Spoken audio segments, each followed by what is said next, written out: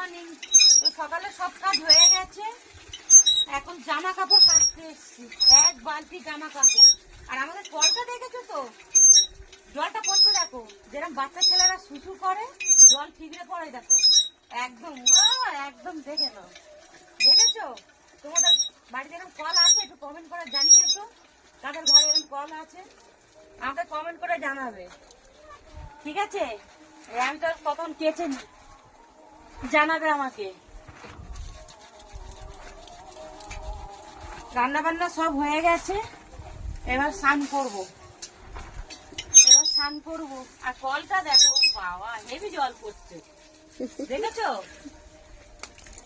আর আমার বৌদি কি করছে দেখো, কামাল করে দিচ্ছে, দেখে নাও, একদম কেচে কুচে ফার্স্ট, দেখে নাও।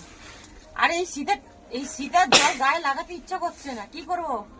তো এখন তো এই জামা কাপড় গুলো ভিজাচ্ছি, এখন এইসব ভিজিয়ে তারপরে স্নান করবো, তোমাদের সঙ্গে স্নান করবো, তখন তোমাদের সঙ্গে শেয়ার করবো। এখন কাজ করে নি, ঠিক আছে?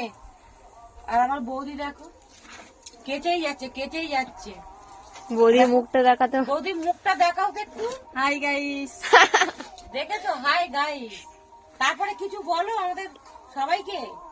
গাইস আমি ব্যস্ত আছি, ঠান্ডা লাগছে, কি করব বলো, তাড়াতাড়ি কেটে উঠতে হবে।